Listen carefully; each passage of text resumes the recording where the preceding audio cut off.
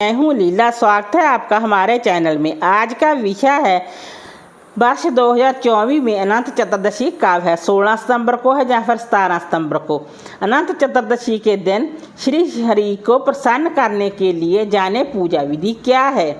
भगवान श्री हरि विष्णु जी की पूजा के लिए अनंत चतुर्दशी के दिन का खास महत्व है। इस दिन व्रत रखने से अनंत पुण्य फलों की प्राप्ति होती है।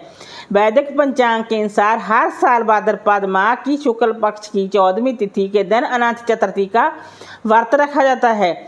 अनंत चतुर्दशी का व्रत रखा जाता है। देश के कई राज्यों में अनंत चतुर्दशी को अनंत चौदश के नाम से भी जाना जाता है।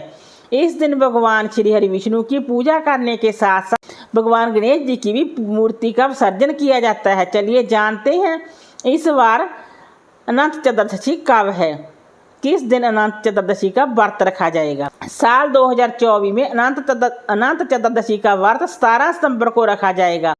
धार्मिक मान्यता के अनुसार अनंत चतुर्दशी के दिन पूजा करने से जीवन के सभी कष्ट नष्ट हो जाते हैं, साथ ही इच्छाओं की पूर्ति होती है। अनंत चतुर्दशी के दिन अनंत सूत्र बांधना भी जरूरी होता है, जिसे पूजा के दौरान भगवान श्री हरि विष्णु जी की उपस्थिति का प्रतीक माना जाता है। अनंत सूत्र में 14 गांठ लगाई जाती है जो 14 लोगों को दर्शाती है।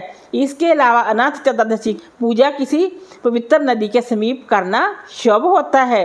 अनंत चतुर्दशी की पूजा विधि। अनंत चतुर्दशी के दिन सूर्योदय से पहले उठे, स्नान से निवृत्त होकर शुद्ध वस्त्र पहने और व्रत का संकल्प लें। किसी पवित्र नदी के घाट के किनारे या मंदिर में एक चौकी रखें, उसके ऊपर भगवान श्री हरि विष्णु जी की शेषनाग की शैया पर लेटे मूर्ति या तस्वीर की स्थापना करें। एक डोरा लें, उसमें 14 बार गांठें बांधें, 14 बार गांठ बांधें यानी कि 14 गांठें लगाएं। उस डोरे को भगवान के पास रख दें।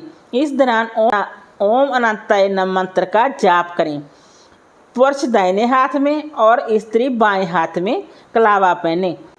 अब वह लड़कियां भी बाएं हाथ में इस अनंत सूत्र को बांध सकती हैं। अनंत चतुर्दशी व्रत की कथा पढ़े या सुने। भगवान श्री हरि विष्णु के साथ माता लक्ष्मी जी की पूजा करें। उन्हें फल फूल और अक्षत चढ़ाएं। भगवान श्री हरि विष्णु और माता लक्ष्मी जी की आरती करें। अंत में ब्राह्मणों को भोजन कराकर पूजा का समापन करें। इस दिन अनंत सूत्र यानी कि शुद्ध रेशम या कपास के सूत के धागे को हल्दी में भिगोकर 14 गांठ लगाकर तैयार किया जाता है। ये धागा अगर आप घर पर ना बना सके तो आप मार्केट से भी बनाया ले सकते हैं और उसका पूजन करके भी अपने हाथ में बांध सकते हैं। इसे धारण करने के बाद 14 दिन तक आप तामसिक भोजन नहीं करना, ब्रह्मचर्य व्रत का पालन करना है, फिर ही तभी इसका लाभ मिलता है। इस सूत्र को बांधने से व्यक्ति को सभी तरह के सुखों की प्राप्ति होती है।